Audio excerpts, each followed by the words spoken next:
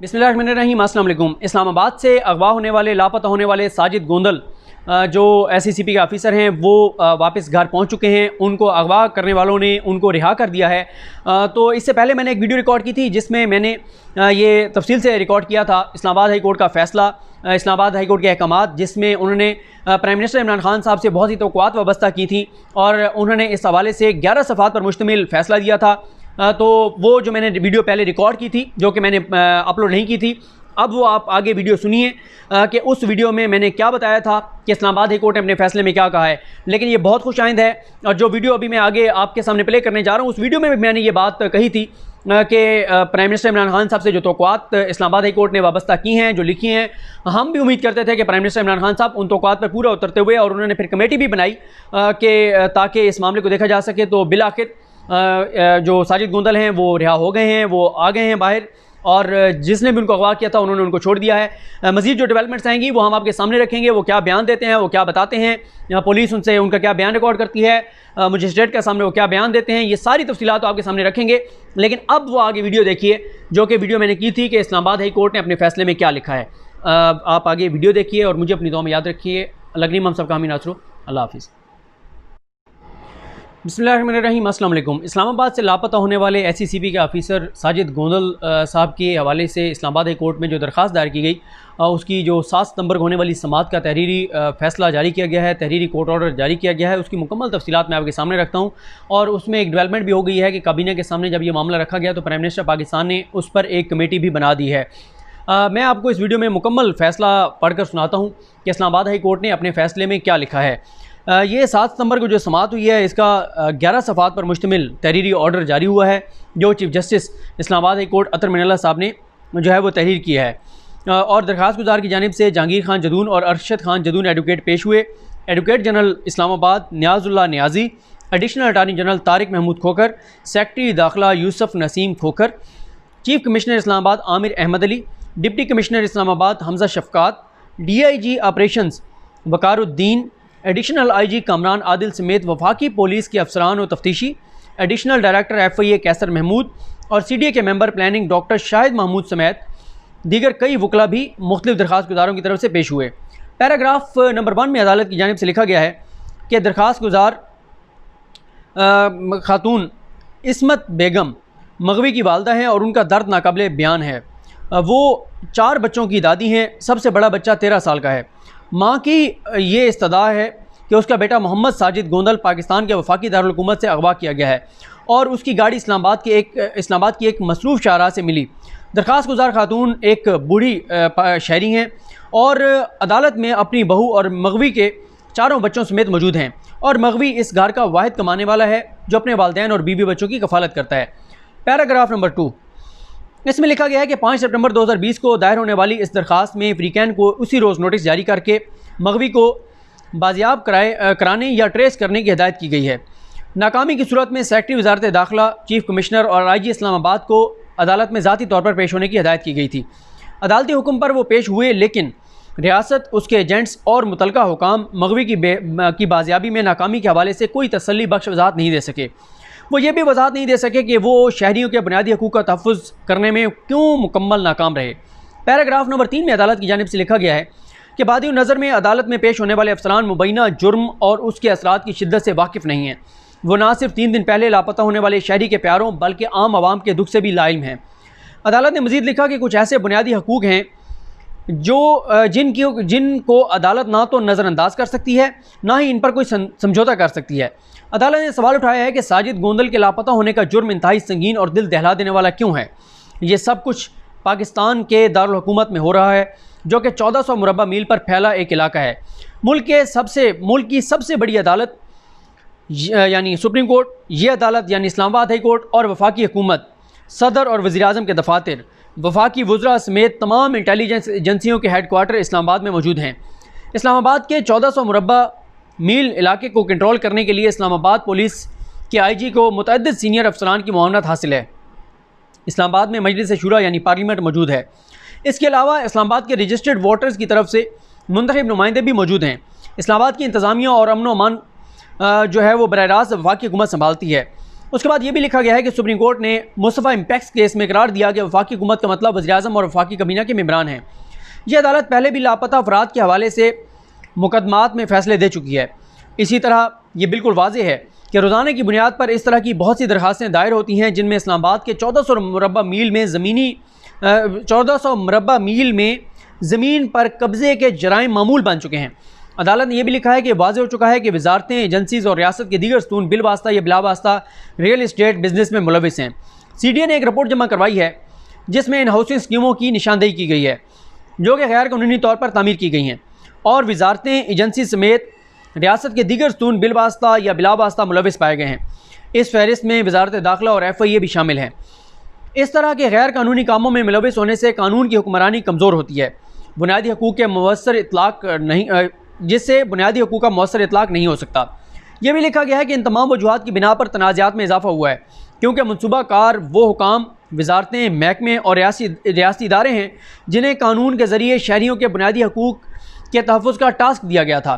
इन तमाम हुकाम की यह जिम्मेदारी है कि सुप्रीम कोर्ट ऑफ पाकिस्तान के हुक्म के मुताबिक शहरियों के बुनियादी हकूक़ का तहफ़्फ़ुज़ करें, लेकिन ये इदारे खुद सुप्रीम कोर्ट के इस हुक्म की खिलाफवर्जी करने वाले बन चुके हैं। सुप्रीम कोर्ट के इस हुक्म की खिलाफवर्जी करने वाले बन चुके हैं। मफादात का ये टकराव गहरे असरात रखता है। आइन और कानून के तहत मुतलका हुकाम और इदारे अपनी जिम्मेदारियाँ अदा करने के पाबंद हैं। पैराग्राफ नंबर 4 में लिखा गया है कि गवर्नेंस की गैर मामूली सूरत हाल, कानून की हुक्मरानी की अदम दस्तयाबी और जराइम की आज़ादी की वजह से शिकायत में इजाफा हुआ है। इससे यह ज़ाहिर होता है कि रियासत और मुतलका हुकाम अपनी आइनी और कानूनी जिम्मेदारियाँ अदा करने में नाकाम हो चुके हैं। शहरी का मुबैना अगवा और रियासत में कानून का इतलाक़ करने वाली एजेंसियों की शहरी की बाजियाबी में नाकामी, संगीन जराइम में मुलविस मुलज़िमों को सज़ा ना मिलने की वजह से संगीन जराइम मामूल बन चुके हैं। यहाँ कोई एहतसाब नहीं है। यह ज़ाहिर होता है कि जो लोग हकूक़ का तहफ़्फ़ुज़ करने वाले थे वो बुनियादी हकूक़ की खिलाफवर्जियों के खामोश साथी बन चुके हैं। इस सूरत हाल के न सिर्फ मुतासरीन पर बल्कि उनके प्यारों समेत हर शहरी पर संगीन असरात मुरतब हो रहे हैं क्योंकि इससे यह ज़ाहिर होता है कि मुल्क में कानून की हुक्मरानी नहीं है। इससे रियासत पर एतमाद कम होता है कि रियासत आइन में दिए गए ज़िंदगी और तहफ़्फ़ुज़ के हक़ को यकीनी नहीं बना रही। साजिद गोंदल के लापता होने का यह मुकदमा एक मामूली सी मिसाल है। अदालत ने लिखा है कि the case in hand is only a tip of the iceberg. अदालत को ये ऑब्जर्वेशन देते हुए कोई आर महसूस नहीं होती कि इस्लामाबाद के 1400 मुरबा मील के इलाके में कानून की कोई हुक्मरानी नहीं और संगीन जुराइम पर कोई गिरफ्त ना होना भी बिल्कुल वाज़ेह है। इस केस में दायर शिकायत की नोयत यह है कि मुबैना अगवा इस्लामाबाद से किया गया है। मुतलका हुकाम पर इस वाक़े की ज़िम्मेदारी आयद होती है। इदारों को इस मामले में नेक नीयती ज़ाहिर करते हुए फ़ौरी और मौसर एतमाद बढ़ाने वाले रवैये इख्तियार करने चाहिए।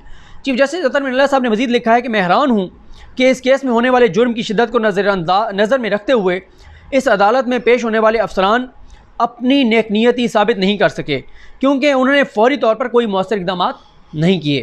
पैराग्राफ नंबर 5, अदालत ने फैसले में लिखा है कि जब सेक्रेटरी वज़ारत दाखिला से पूछा गया कि क्या किसी अफसर ने इस जुर्म की संगीनी के बावजूद दरख्वास्त गुजार के घर का दौरा किया है, IG इस्लामाबाद ने बताया कि डिप्टी सुपरिटेंडेंट रैंक के एक अफसर ने मुतासरीन के घर का दौरा किया है।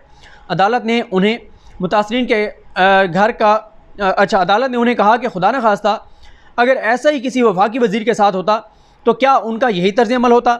इस सवाल पर हुकाम ने नामालूम वजह की बिना पर कोई जवाब नहीं देना गवारा किया, यानी उन्होंने गवारा ही नहीं किया कि वो इस सवाल का जवाब दें। उसके बाद लिखा गया कि दरख्वास्त गुजार का बेटा 3 दिन कबल अगवा हुआ है, लेकिन हुकाम रियासत के एजेंट्स का जवाब बिल्कुल उसी तरह है जैसे एक आम जुर्म के इर्तिकाब पर होता है। अदालत ने लिखा है कि रियासत के एजेंट्स, पब्लिक फंक्शनरीज ने इस सवाल का जवाब भी उसी अंदाज में दिया है कि अगर इनका अपना कोई प्यारा मुतासर होता तो क्या उनका रद्दअमल यही होता। अदालत ने लिखा है कि आइन के आर्टिकल 4 की मुकम्मल तौर पर खिलाफ वर्जी की गई है। पैराग्राफ नंबर 6, अदालत ने फैसले में यह भी लिखा है कि साजिद गोंदल के अगवा का मुकदमा एक चैलेंज है और वफाकी हुकूमत को ये मौका दिया जाता है कि वो आवाम का एतमाद बहाल करे कि यहाँ पर कानून मौजूद है और हुकूमत अपने सियासी अज़म का मुजाहरा करते हुए खुसूसी तौर पर शहरियों के अगवा जैसे जराइम का खात्मा करे। यह भी अदालत ने लिखा है कि जराइम की आज़ादी नाकाबिल कबूल है क्योंकि ये ना सिर्फ मुतासरीन के हकूक़ की खिलाफ वर्जी है बल्कि ये हर शहरी के हकूक़ की भी खिलाफ वर्जी है। यह भी लिखा गया है कि यह केस कानून की हुक्मरानी कायम करने के लिए वफाकी हुकूमत के सामने चैलेंज भी है और ये मौका है कि रियासत अपने अज़म ज़ाहिर करे कि मुल्क के अंदर बुनियादी हकूक़ की खिलाफवर्जियों को बर्दाश्त नहीं किया जाएगा और हर शहरी की ज़िंदगी का तहफ़्फ़ुज़ रियासत की बुनियादी ज़िम्मेदारी है। अदालत ने इस तवक्को का इजहार किया है कि न सिर्फ इस केस में बल्कि मुबैना अगवा के हर केस में रियासत नेकनीयती से फ़ौरी इक़दाम उठाएगी और ये यकीनी बनाएगी कि रियासत आम शहरियों के बुनियादी हकूक़ के तहफ़्फ़ुज़ करने का जज्बा रखती है। अदालत ने यह भी कहा है कि वज़ीर-ए-आज़म पाकिस्तान को ये एजाज़ हासिल है कि उन्होंने मुल्क में कानून की हुक्मरानी बहाल करने के लिए तारीख़ी वकला तहरीक में मरकज़ी किरदार अदा किया। वज़ीर-ए-आज़म इमरान खान के कानून की हुक्मरानी के हवाले से अज़म पर कोई दो राय नहीं है। अदालत ने लिखा है कि पाकिस्तान के वफाकी दारुल हुकूमत में कानून की हुक्मरानी की ये मखदूश सूरत हाल यकीनी तौर पर एक रात में नहीं बनी, ये गुज़िश्ता कई दहाइयों की बुरी गवर्नेंस का नतीजा है। मौजूदा सूरत हाल जैसा कि इस हुक्म में वाज़ेह है कि की गई है कि करप्शन की एक बुरी सूरत है। कानून की हुक्मरानी को नज़रअंदाज करके जिन्होंने इस पर अदम एतमाद की सूरत हाल पैदा की है, उनका ये फ़र्ज़ था कि वो शहरियों के हकूक़ का तहफ़्फ़ुज़ करते और उनको किसी भी नुकसान से बचाते।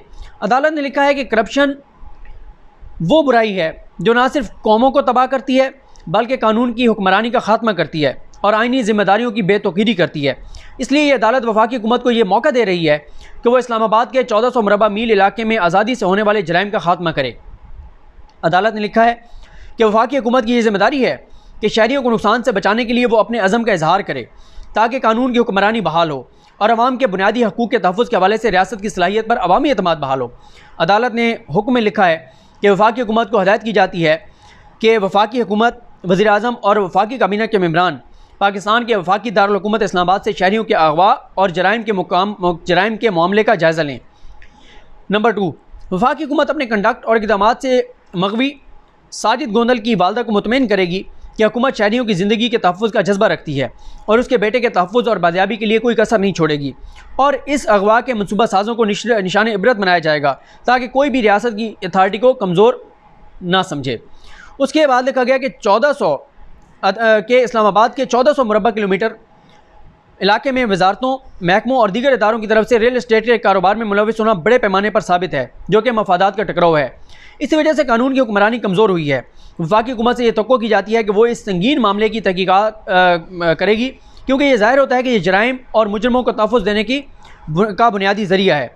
उसके बाद अगले उसमें लिखा है पॉइंट में अदालत ने कि वफाकी हुकूमत ये यकीनी बनाने के लिए ठोस इक़दाम करेगी कि इस्लामाबाद से अगवा होने वाले शहरियों का कोई भी केस नामुकम्मल नहीं छोड़ा जाएगा और मनसूबा साज़ों को अदालतों से इबरतनाक सज़ाएँ दिलवाई जाएंगी।